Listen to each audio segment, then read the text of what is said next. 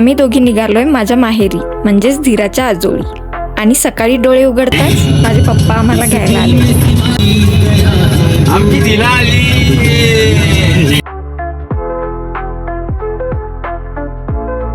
टाडा. आणि फायनली आम्ही पोहोचलो घरी. आणि हे बघा माझ्या माहेरचं घर. त्यापेक्षा माझं घर म्हणायला मला जास्त आवडेल. माहेर सासर असे शब्द वापरून आपण मुली स्वतःला परख करतो. त्यापेक्षा दोन्ही घरांविषयी बोलताना माझं घर म्हणूनच संबोधूया. तर हे आहे आमचं छोटंसं गार्डन. भरपूर फुलांची झाडं आहेत आणि फळांचीही आहेत.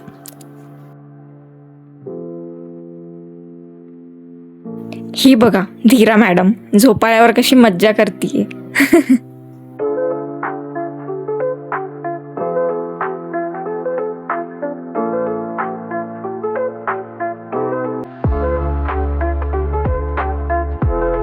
आणि हे आमचं चिक्कूचं आणि आंब्याचं झाड. असं घराच्या दारातच आंब्याचं झाड असणं ही फिलिंगच वेगळी आहे. आंब्याचं म्हणजे फळांची झाडं.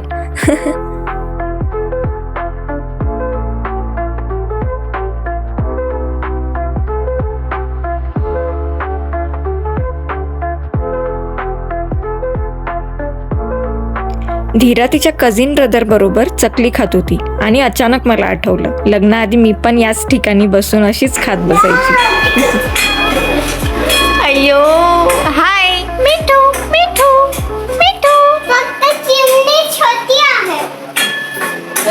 आणि आता आम्ही जाणार आहे सत्संग अटेंड करायला. त्याआधी तुम्ही हे बघा. जा बोलव तिला. मे कर ना येते मग ती. मे कर.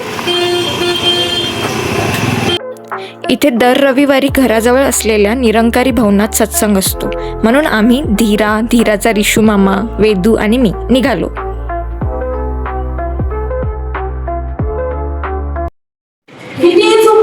सत्संगाची व्यक्ती महत्वाची असेल तर चुकीला माफी करा. आणि तुम्हाला चुकच धरून ठेवायची असेल तर सत्संगाची माणसं तुटत जाते. सत्संगाची म्हणून बाबाजींनी दुसरं सांगितलं होतं क्षमा करत चला, माफी करत चला, माफ करत चला, विसरत चला, राग विसरत चला, प्रेमाने बोलत चला. आणि सत्संगाची तिसरं सांगितलं होतं नामस्मरणाचा आधार सतत घ्या. सत्संगाची 3 फॉर्म्युले दिले होते की ज्याने सत्संगाच्या निराकाराला आपलं करता येईल. सत्संगाच्या निराकाराला जेव्हा आपलं करता येईल, आपला समाधान निराकार आपण याचे झालो तर सत्संगाच्या आयुष्यातील अडचणी सत्संगाची इतक्या सत्संगाचे पाठक करणार नाही. आणि सद्गुरूला जसं व्हायचं आहे, सद्गुरूला जसं आपण पाहिजे आहे, सत्संगाचे तसंच आपल्याला बनायचं. सत्संगाचे वेळेचे सत्संगाचे अधिक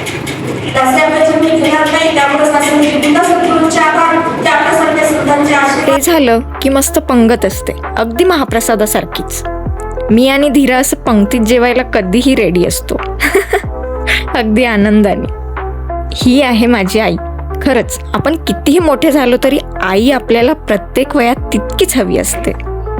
हे बघा दारात काय आलं. धीराला असं बघून मला माझं बालपण आठवलं.